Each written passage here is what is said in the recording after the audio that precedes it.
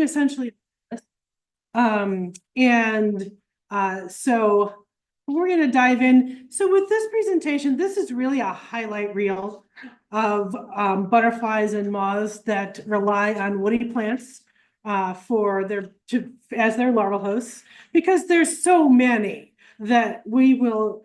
This is adapted from a 3-hour talk for the Chicago Botanic Garden, and I still didn't cover them all. So we just do a highlight reel, kind of get your feet wet and get you interested.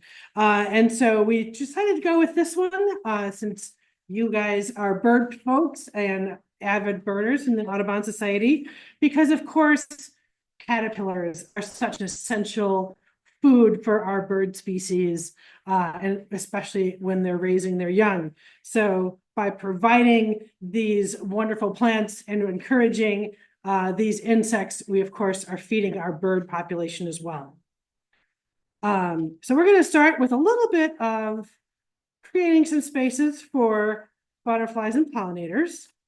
And one of the things for design strategy wise is with all of the adult insects that we're going to talk about, a good number of them will nectar on flowers, as well as, of course, a long list of other pollinators. So when we're planting for them, we want to do things in drifts for maximum flower effect, because they're very small and they need a big signpost sometimes. And if we can stage our flower displays across the different seasons, we attract and we feed the maximum amount of insects. And of course, every insect kind of has their favorite flower type. You'll have our butterflies and moths being a long-tongued insect, tend to like things with tubular flowers, but you know, no one can resist an echinacea or a milkweed, nobody. So, and they are kind of delicate critters. So some sunny areas, out of the high winds, a little shelter, so a mix of trees and shrubs and evergreens, kind of a little bit of everything in the landscape, really gives lots of opportunities for these beautiful critters, as well as water sources. I mean, we have been super dry this fall. This is like the most rain that we've really gotten. And I think I've had a little over 1/2 inch in the rain gauge when I looked this afternoon. But bird baths, moist stones, and butterfly muddles. Butterfly muddles is basically a pan of wet sand, because butterflies get pulled under by the surface tension of plain flat water. And so they need somewhere they can hang out and perch on, and sort of they're delicate little darlings, right? So even if you're out refilling that bird bath and you splash that water around a little bit on the pavement or on your stepping stones, that still gives a really accessible place for for a whole range of insects. Of course, the goal is to encourage insects. So we do want to restrict pesticides and especially insecticides. Insecticides are one of that range of pesticides. So sometimes, and this is just a little refresher, because sometimes we have these especially damaging pests that we do need to control, like viburnum leaf beetle or emerald ash borer or spongy moth, that are big, scary critters. So, but when we're having to kind of balance our choices in the garden, things to, when you're reading the label is, and do a little research, the University of Illinois Home Yard and Garden newsletter is a fabulous resource done by the U of I Plant Clinic. And so contact insecticides means you have to hit the bug with it. Stomach poisons means that they have to be ingested. If a systemic is something that's absorbed by all the plant parts, which means all the plant parts have that insecticide. A selective insecticides are very infrequent. Most of what we have on the shelf at the hardware store is broad spectrum, so it kind of kills everything. So things to keep in mind, and timing is, if you're dealing with a pest and you're like, always identify it first so we know, and you know the exact timing, so you're doing the absolute minimal that you have to. So probably the one thing to keep in mind is, and I have a little laser pointer in here someplace. For the folks at home, here we go. Caterpillars are designed to eat. That's their whole job. And if anyone's raised a monarch, they also, what goes in comes out. So, they might only be feeding for a couple of weeks, but if you have a large population, they can move through a plant really fast. So we want to be prepared for holes in the leaves, chewing on, and that kind of thing. It should not be a surprise in a garden that encourages wildlife. We want to see that plant is getting used by folks, and that's part of the goal. So, but most of our butterfly moth species that we're going to talk about, they're not going to do a ton of damage. It's usually a big tree, and so it can handle a little feeding.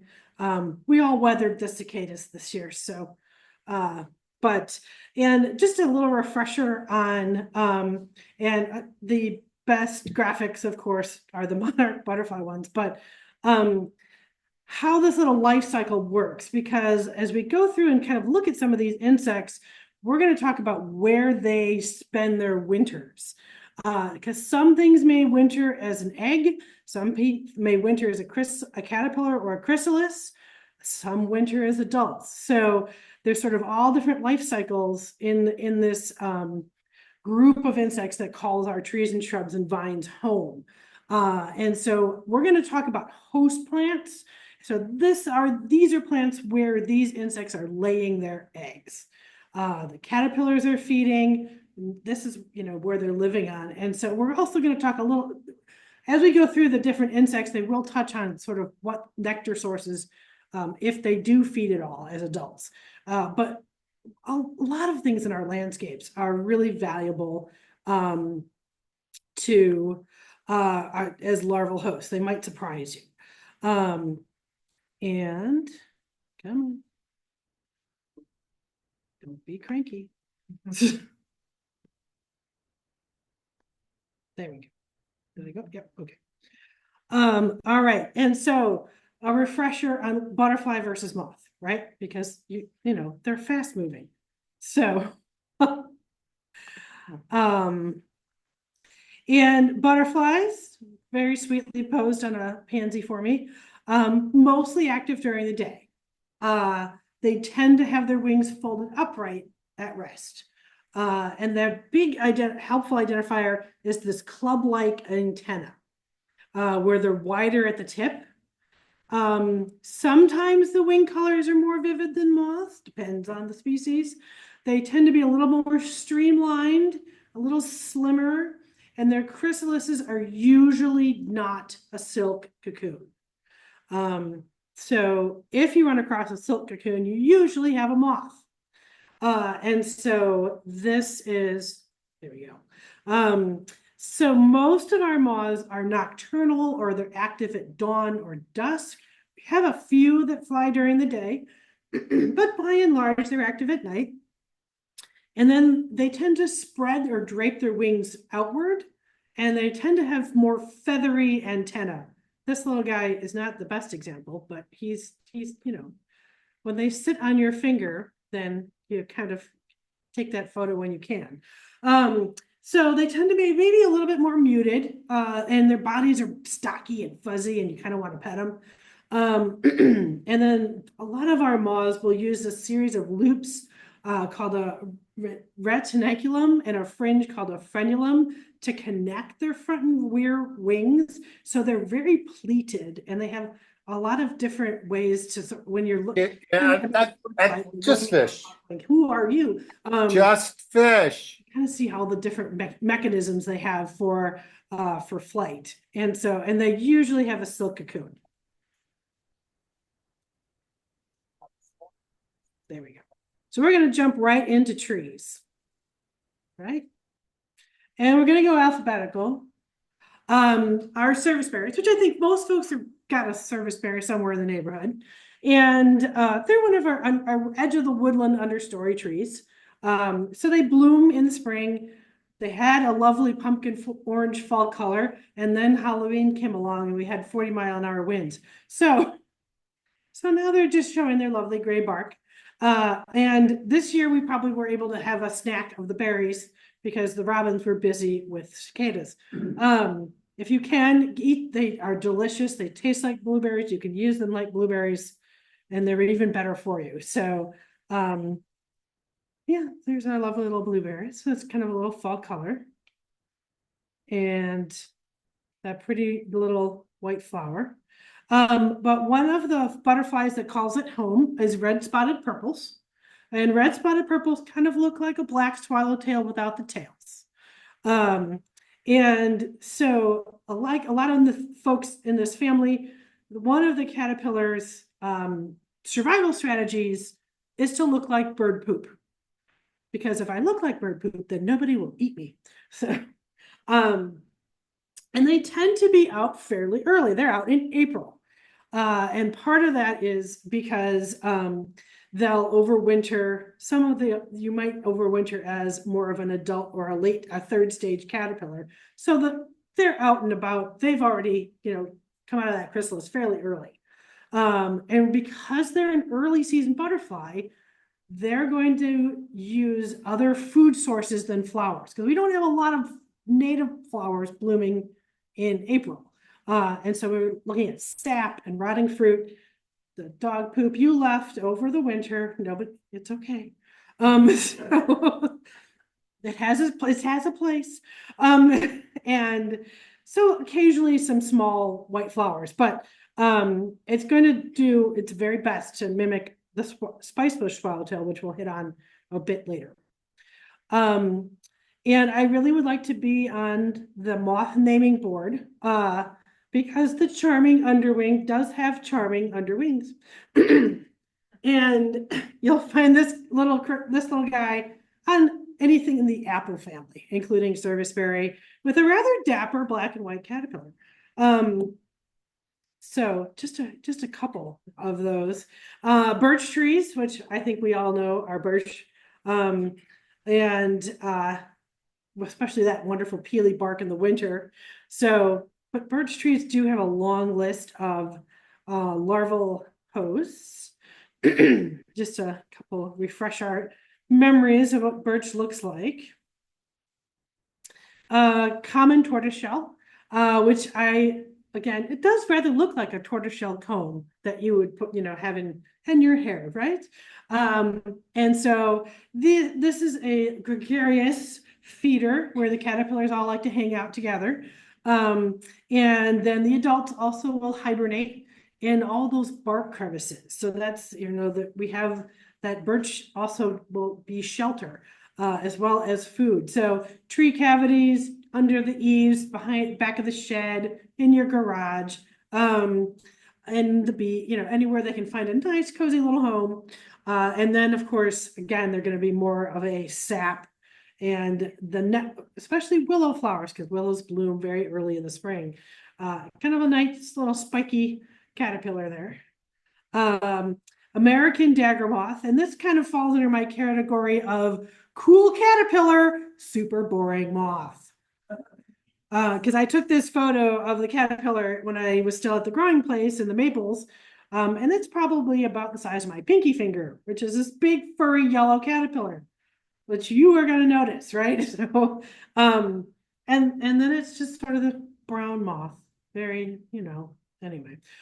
So it's definitely a very common, but being in the tops of the trees, you may not always see it until it may land on your shoulder. It pops up. But it has some cool black detailing there, and can be a lot of fun. And one of the silk moths, so Promethea silk moth, and the silk moths are huge. They're about the size of at least your open hand, or if not your face. So really big moth, really chunky caterpillar. But with the silk moths, they have a very specific time of day when both the males and the females are active. So there's only the cocktail party is around dusk. And so if you're looking for these moths, they only overlap for a few hours. So, and it's one of those kind of things where it's a good moth to hunt for at dusk. You might be able to get them with a moth bait or a bright blue light. So, but super cool. And we have some eye spots, so they're supposed to look like owls. I'm not sure anybody's fooled, but they're trying. Hackberries. I have about 100 to 120-year-old hackberry as my parkway tree. It is massive and everything lives in it, including several generations of raccoons. But it does get the blueberries. And I was just discussing this with my husband because I was talking about hackberries on a fall landscape walk and looked up that Native Americans like to pound the berries into paste and either marinate meat, their roasting meats, or blend it with fat and corn and make sort of a pancake. And then we had a thought about it and realized we haven't really seen berries hit the ground in years because ours get cleaned out by the blue jays and the robins and all kinds of, and the few crows. But they taste like dates if anybody's interested. So, and then you have wonderful bark. See those cute little berries. It's just a really big seed, so it's not the easiest to snack on. Super adaptable tree. Hackberry emperor and tawny emperors. Hackberries have a bunch of things that are just will only feed on hackberry, and these are two of them. Particularly hackberry emperor. And so this one, they're sort of bouncy, have a kind of bouncy flight to them. And the males will kind of patrol and look for females. So look up if you've got a hackberry. And this is another gregarious caterpillar. And then the caterpillars overwinter in groups inside the dead rolled up leaves. And so a lot of these critters are in your leaf litter right now, which is kind of another reason for that whole leave the leaves movement. And so that's one of those things where this is why. Is because a lot of our butterflies and moths and a whole bunch of our other charismatic insects overwinter in that leaf litter. And so if you can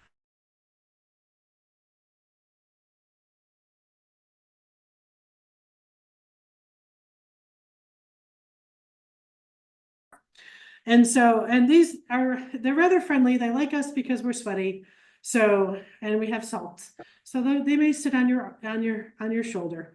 And for Carla, who showed me a picture of one she spotted, because I understand that we've got some butterfly monitors in the room, so there's no pressure on me for this talk at all.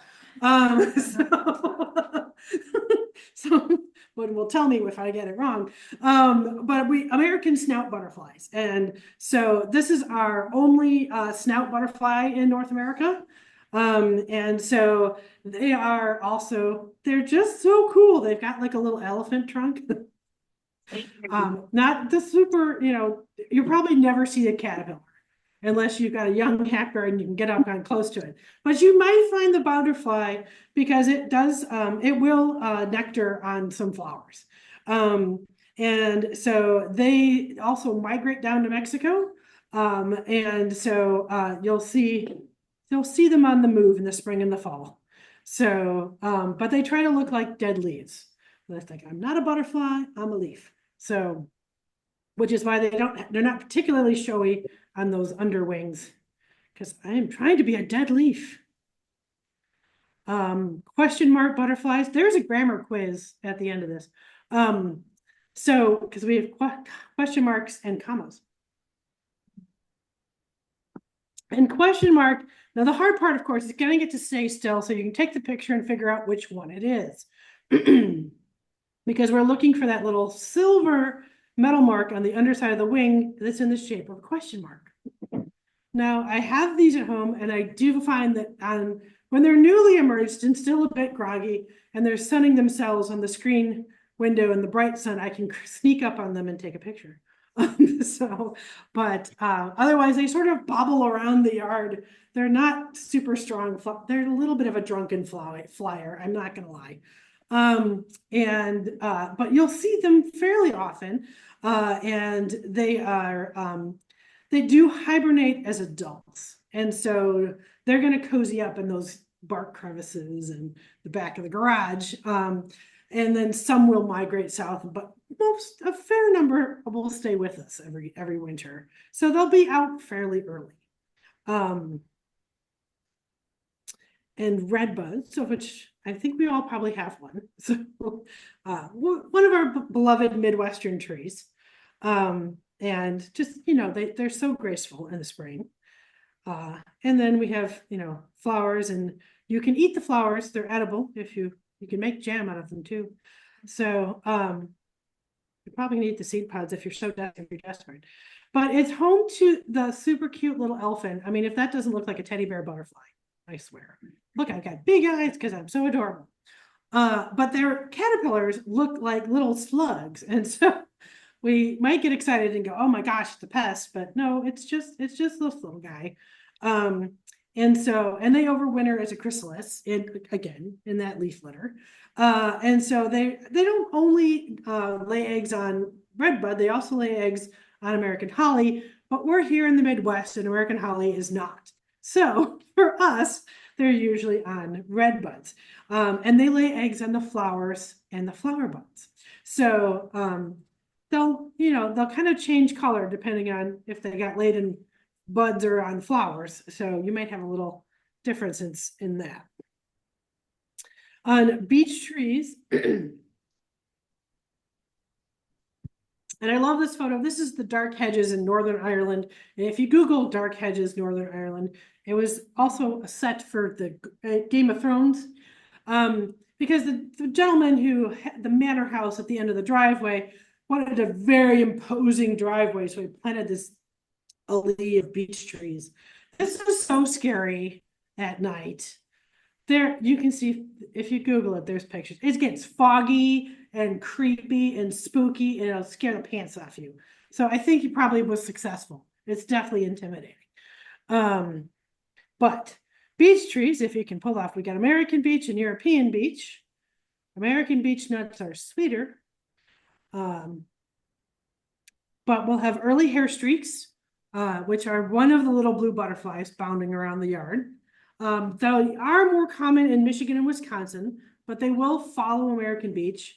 Our native population of beech trees tends to peter out at the Indiana border, where the soils transition into more clayey soils because beech trees like more drainage. But let's face it, we're all in Michigan and Wisconsin often enough that we run across stands of American beech. So keep an eye out for cute little blue butterflies. And one of my very favorite butterflies in the whole world is this one, because it's so cute and innocent looking, isn't it? It's our only carnivorous butterfly in North America.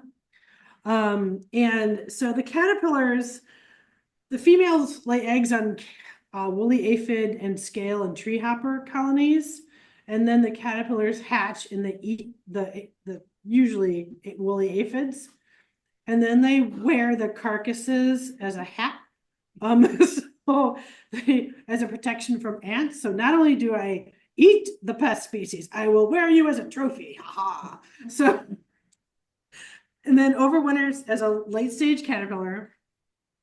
But there's two things in here that the genus name Phenaceca is Latin for mower or harvester, and then Lucius Tarquinius Superbus was the legendary seventh and last Etruscan king of Rome who was exiled for cruelty. So the Latin name for this butterfly is cruel harvester. Very appropriate for spooky Halloween. But it's cute. It's this little brown and orange butterfly, right? Looks so innocent, doesn't it? Wahaha.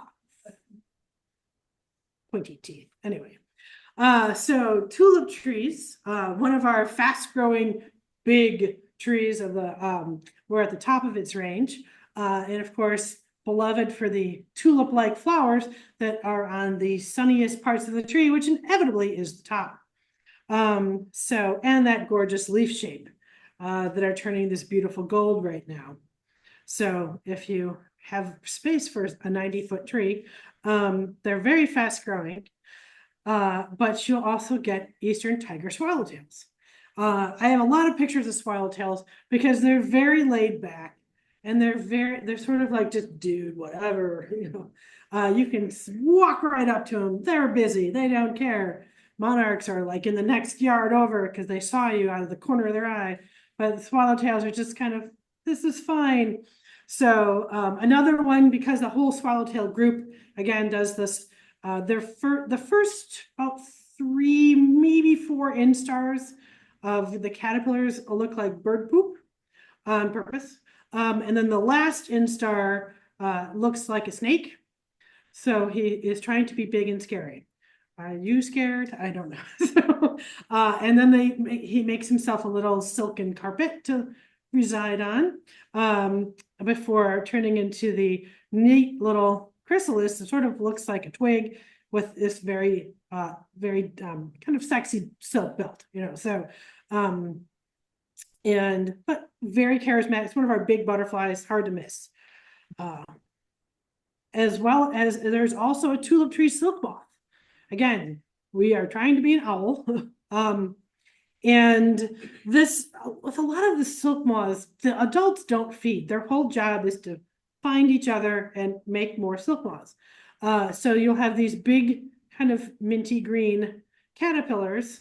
And then their cocoons, again, will kind of be a dark brown. It looks like a curled leaf on purpose. And so this one, they're out and about at dusk, but they'll find most of them active around 10 o'clock. Why 10 o'clock? Not sure. Probably just at the right, not too late, not too early. And so you can find them and they might flap into your face a little bit. Crab apples, which kind of sometimes get a bad rap, but the new ones are much more disease resistant. There's a huge list of moths that call crab apples home. And of course, the berries are usually eaten by the birds in March when they've frozen and thawed and gotten good and fermented, so that the early robins get, we have drunk robins on the lawn. So fun for the cats, but who like to watch them out the windows. And but I think we're all pretty familiar crab apples. But we'll have striped hair streaks and other of the tiny butterflies that look a lot like a slug. But we have this cute little tail. Aren't we sweet? And then they are overwinter as an egg.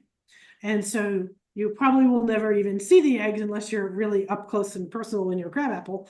But what I like about these butterflies is the males, I'm 5'6", so the males perch right above my head on patrol for the female. So it's something that you can, a butterfly that you could conceivably see in action. And then the caterpillars kind of eat all the parts of the tree. But one of my favorite things is the white-lined sphinx moths. And so occasionally, I also volunteer in the plant clinic at the Morton Arboretum because I have to get my bug and fungus fix. And also I have a deep-seated love for the name that plant game. And my family does not appreciate it anymore. So these are big moths. I mean, they're when their wings open, they're a good like 3 inches. So you can't miss them. And they tend to be active right around dusk, and they're in all of your your bee balm.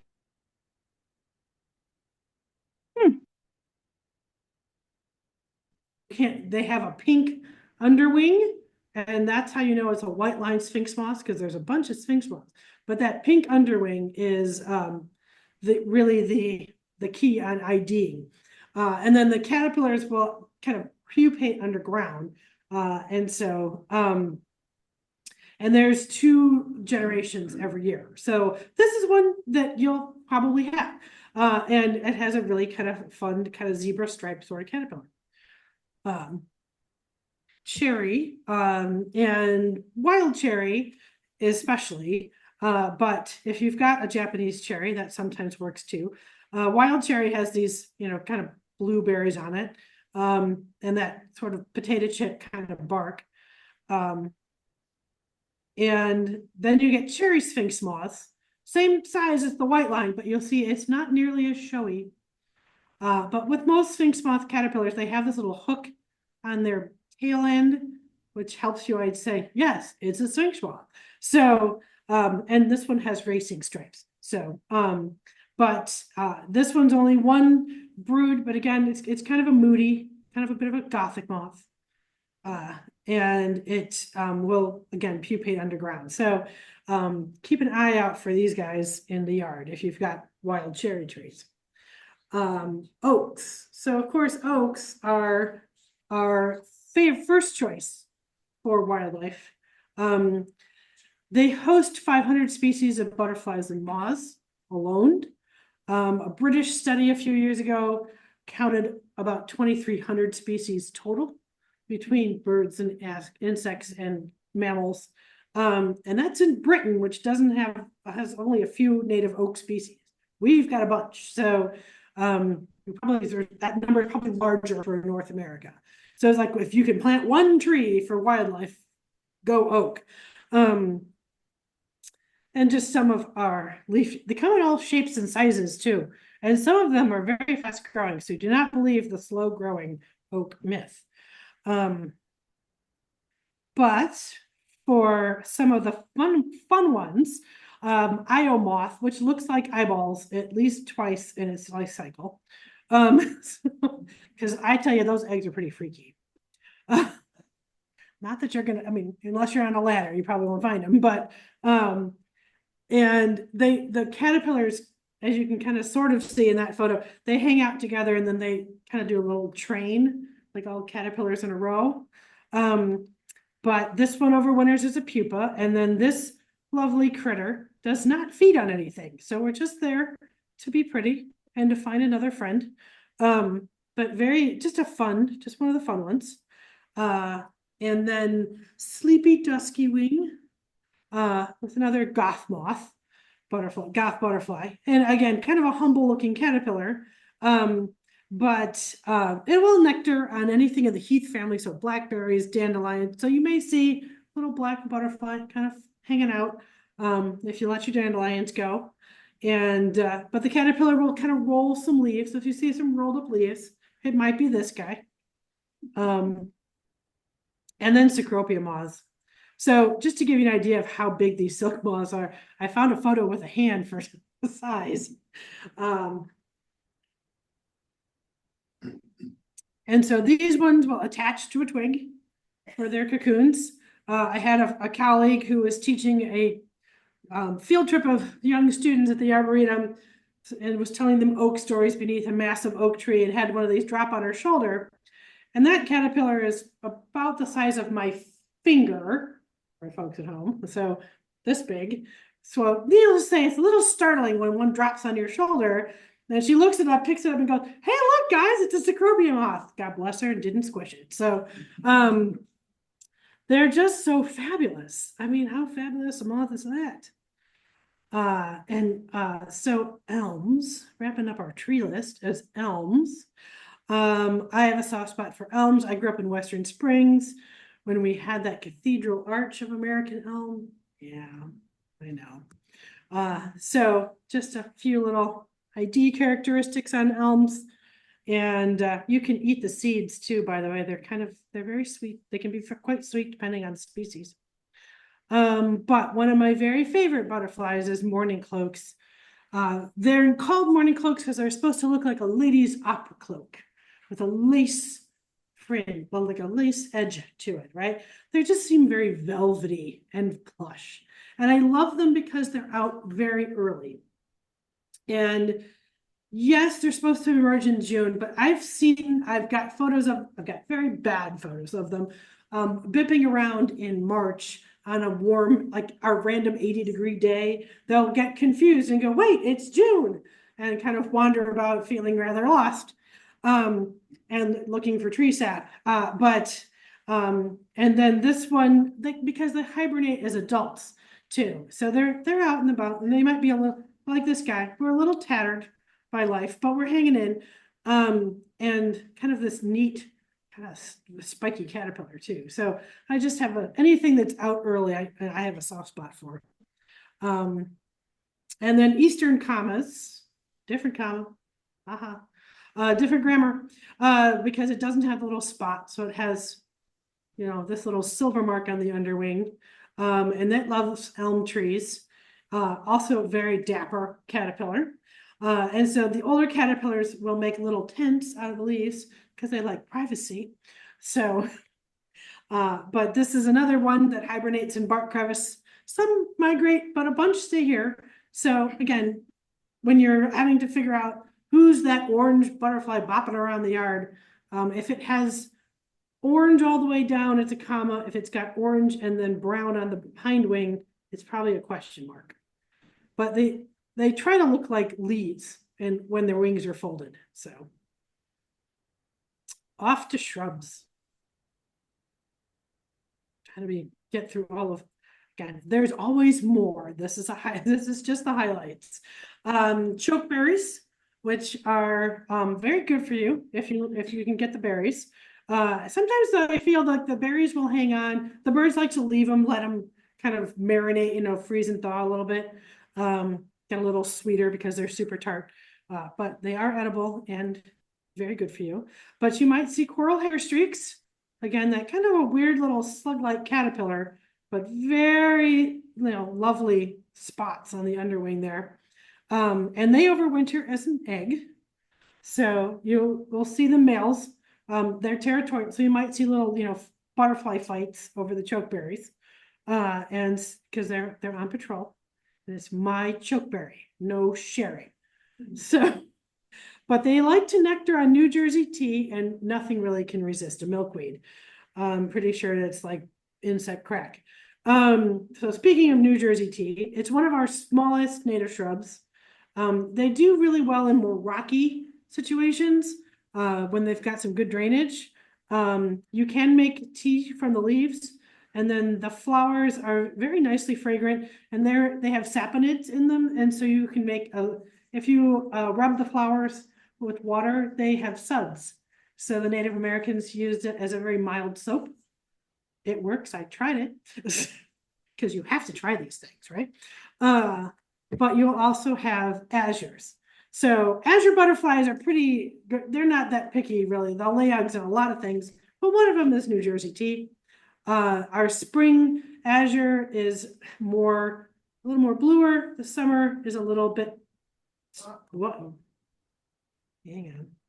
There you go. Oh, we're back. At least we're back on the screen. Zoom people, I think we're still good. So, well, for the folks at home, I'm losing battery in the projector. So we're getting through it. But there's a bunch of different azure species, some of which are of concern. And so we'll just keep going. So red-fronted emerald I just think it's such a lovely plush moth. But I've also got it in here because it tries to be a twig or a curled leaf. It's strategy for evading the birds. So I find this under the porch light quite a bit. But I really love how it looks like I am not a caterpillar. Keep moving. Yeah. Fringe tree, which is one of our understory native trees. It smells fantastic. So when it's blooming in June, it has this amazing perfume. I have dragged people into fringe trees, just going, breathe it, it's gorgeous. It's pollinated by bees. But you'll have laurel sphinxes, very dapper, black racing stripes on this guy.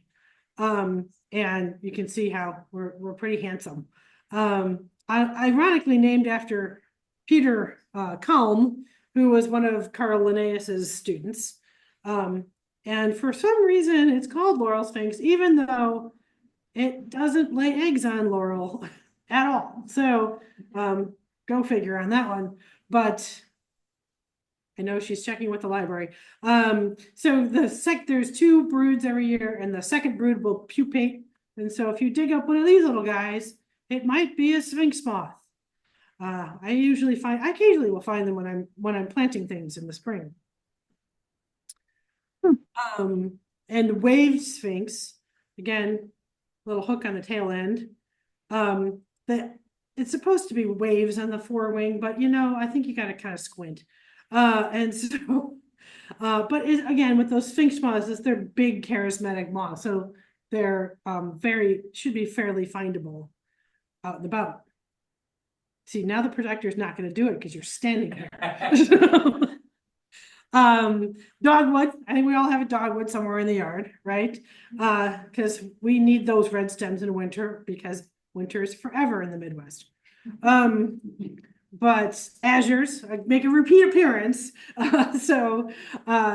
are another host for our sweet little azure butterflies. And usually, if you have a tiny little blue butterfly bopping around the yard, it's usually one of the azures. They're very common, but they're so cute and they're very accessible. But you also might get some dogwood borer moth, which can be a bit of a pest, really. And so it likes to bore beneath the bark of a kind of a long list of species. But I have it in here because you might see this cute little thing and go, "Ooh, that looks kind of cool." It is kind of cool. And so, but weirdly enough, the young larvae are very sensitive to low humidity. So they like a moist, damp spot. And they have a kind of a complex life cycle. But you may see them out in the daisies and go, that's really cool. Witch hazels. And our native witch hazel, which is Hamamelis virginiana, is blooming right now and will probably bloom for another week or two and be very fragrant, although you do have to kind of stick your nose in it. And as opposed to Hamamelis vernalis, which blooms usually in March. So, but very vase-shaped, stately shrub, that definitely underused in the landscape because it's got great fall color. And I put this one in here because I think it looks a little bit like a giraffe. So, and it's really pretty, right? And then it likes to roll up in its little cocoon. It's called oak leaf roller, even though it doesn't lay eggs on oaks, but oh well. So we're gonna hide in a cocoon so you can't see me. But we're pretty. And figure 7 moth, which kind of gives you when we see those little, they kind of hook their wings together. So I think if you can see the pattern on that guy, it's very neat. And also I put this one in here because the caterpillar is trying very hard to be a twig. There's no caterpillar here, only twig. Don't eat me. And it's one of those things that only feeds on witch hazel. So if you have a witch hazel, you may have figure 7 moths. Spice bush, which is turning yellow at the moment. I'm very fond of spice bush because it usually blooms in March, and anything that blooms in March saves my sanity because winter, right? So, and all plant parts are fragrant. The flowers, the leaves, the twigs, everything's fragrant, which you think would deter the rabbits, but it does not. But of course, spice bush swallowtails. So, also with a very nice belt accessory here on the chrysalis, from the bird poop to the snake stage. And so they tend to hibernate as a chrysalis. And then they nectar on a bunch of different things. But they do like to fold the leaves for shelter and they feed at night. And so they have this really beautiful blue metallic wash on the hind wing. And again, it's a butterfly. The swallowtails are all pretty low key. They're easy to photograph because they're not impressed by us. So they're busy. They have things to do. Staghorn sumac, which I think may not have a leaf left on it at the moment, but it still has its flowers. And the berries. And so the berries are actually ground up and used in Middle Eastern cooking. If you get a chance to get your hands on some. Very architectural shrub. But red banded hair streaks. Again, kind of that lipstick streak on the wings. Not as bright as the coral, but still very handsome. And also the other one that I chose for this is, see, he stepped out of the room. Is Luna moth. And little moth lays eggs on a few different things. One of them is sumac. And this, of course, I think, really epitomizes the feathery antenna, right? Look at those, right? Everybody loves a Luna moth. They're so very elegant. And the fun part is my best pictures were on the wall of a 7-Eleven. Because they were like, ooh, it's a lamb. So the mating takes place after midnight. So they're up late and out about in the evening. Although occasionally they'll get disturbed and you'll see them during the day. So the adults don't feed. It's all about the caterpillars. And this is one of those things, they'll spin a brown cocoon in that leaf litter. So, it's just, there's poems written about Luna moths. We all love them. But there's also showy emeralds, which kind of has that shaggy fringe, like a little, and I love this thing because of the caterpillars. And the caterpillars mimic sumac leaves, and they slowly tremble, just so like, I'm a leaf, oh, which I think is so cool. So pretty smart caterpillar. Or when as a pupa, but you have to look at your sumac pretty closely and go, are you a leaf or are you a caterpillar? Because that's a pretty darn nice strategy there. So common lilac. I think we're all familiar with those. Everybody sucked nectar out of the flowers as a kid? No, just me? Okay. Try it this spring because you can pick that flower off and suck the nectar right out of it. You deserve a sweet treat. You're in the yard. You're working hard. Another sphinx moth. This one is huge, as you can see from the one perching on this person's hand. And again, loves all of the deep-throated tubular flowers. Caterpillars like to hide during the day and then they come out at night and feed. So they're the ones rummaging around in the fridge at midnight. And then blueberries. And I think for us, most of us are growing blueberries in raised beds or pots because our soil is generally too alkaline. But if you have blueberries, which you might, then you might have green comets. See, there's more ground. And they really their green comets try very hard to look like lichen. And I think they're very successful. Because I'm not going to pick that thing out of the bark of a tree, are you? So, and then we also try to chrysalis like a leaf. And very nicely, deeply cut wings. Overall, just a very pretty and interesting butterfly. But the males will perch on rocks or plants and look for a female. So you got a shot at trying to find one of these as you're out and about. And then slender clearwing moth, hummingbird moth. The quiz is really on the clearwing moth. So I have to remember belts and pants when it comes to clearwing moths. We have 3 species in Illinois. Slender clearwing is on blueberries, and it has a white belt and brown pants. And these look like tiny little hummingbirds, and these are one of our few day flying moths. So they'll be out in your bee balm and buzzing away as you try to take a picture of it and go, it's not going to happen. They just zip around too fast. And so, but they're very handsome. Viburnums, which are turning color right now, which we have a bunch of. And so if you end up, and I'm not sure how many folks have experienced viburnum leaf beetle, Downers Grove where I live is ground zero. So one of the treatments is a systemic insecticide, and you have to remember that if those caterpillars eat the leaves, they're also taking the insecticide in with them, so time it thoughtfully. Or just cut the eggs off and be done with it. So that works pretty well. But you'll get hummingbird clear wings, and hummingbirds have sort of kind of this blood red belt and green pants. So, and it's Hemeris Thisbe, after Pyramus and Thisbe, who were lovers who died tragically, like Romeo and Juliet.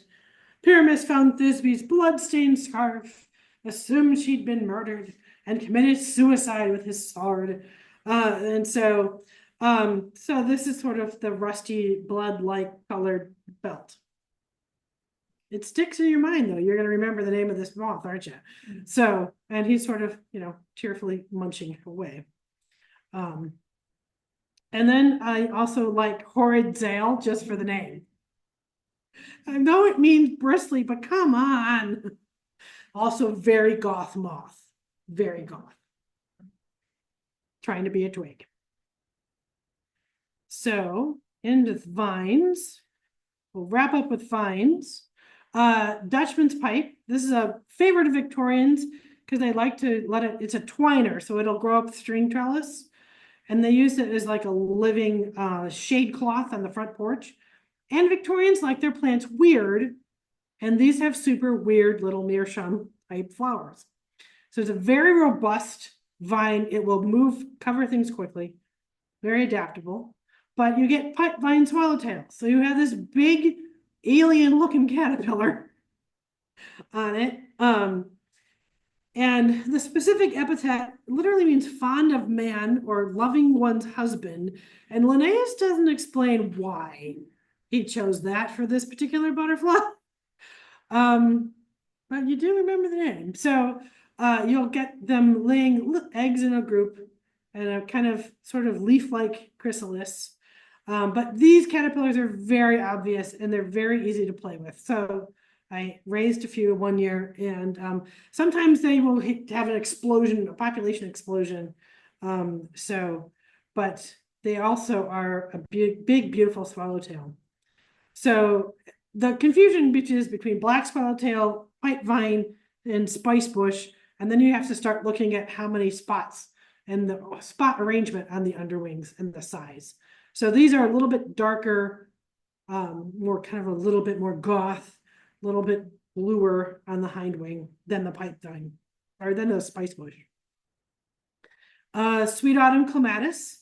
It's a love-hate relation. You either love it or you hate it. I understand both positions. It's impossible to kill.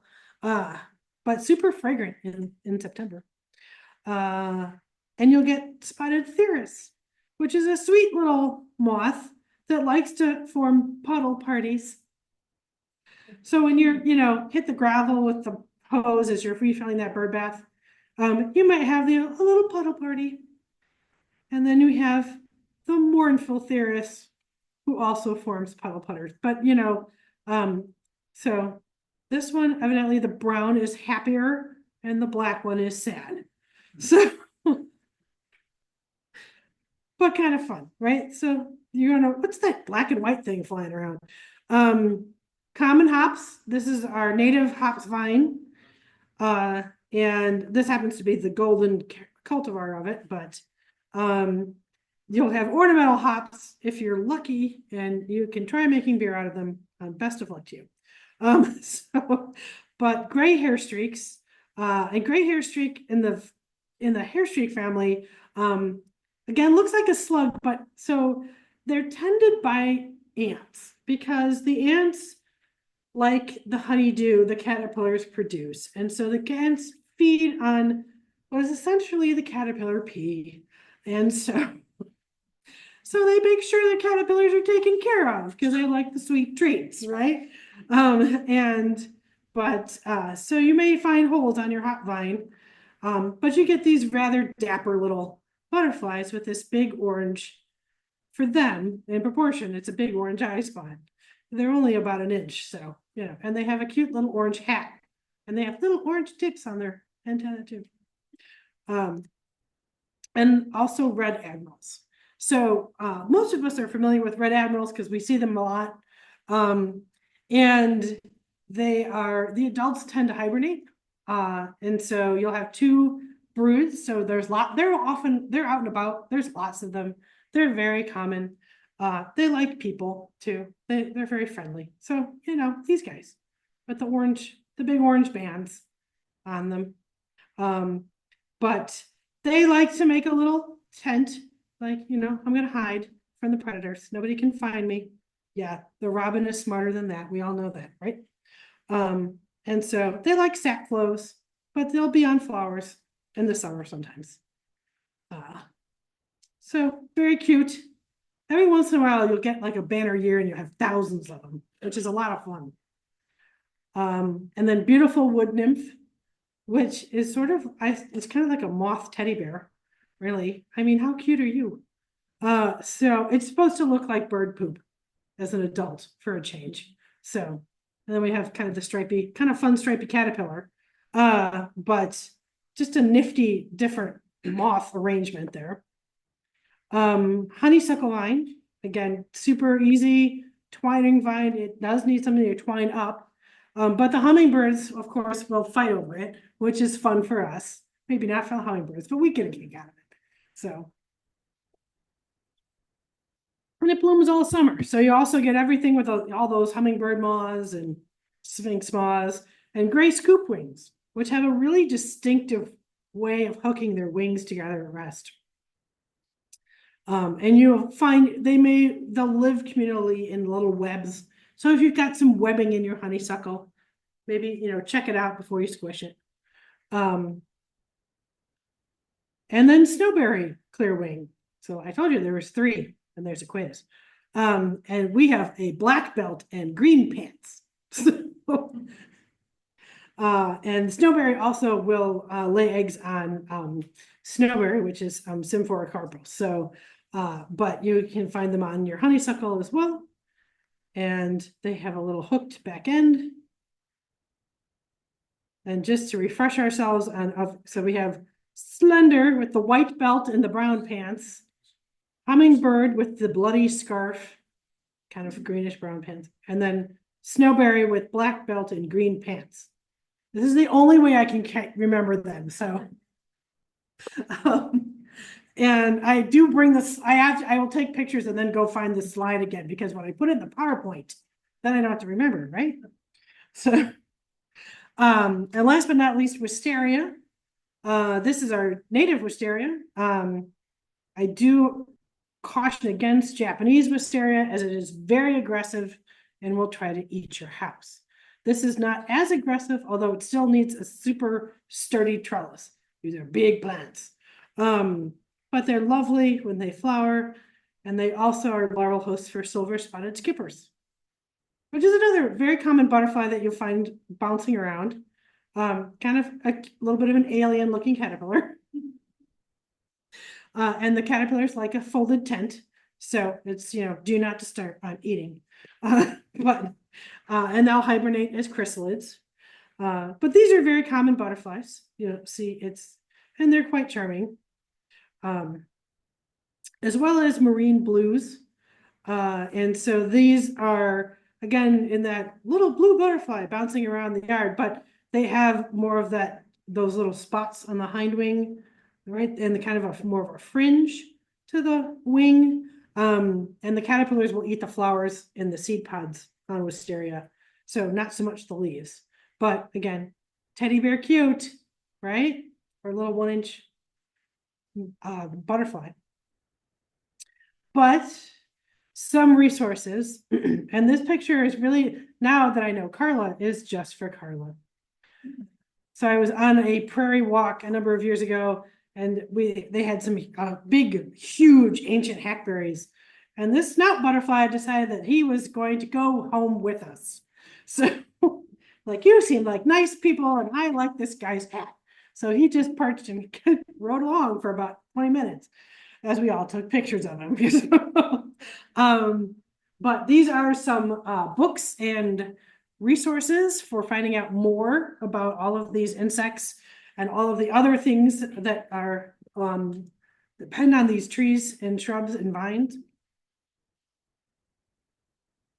This is just a quick, there's also a new gardening for moths book that I did not get, I ran out of room. So there's lots of wonderful resources. And then this is, again, this is my snout butterfly, because nothing can resist a milkweed in the yard. But thank you so much for having me out. Thank you to everybody at Zoom. And if we have questions, we have time for questions. Yeah, and Donna can field questions.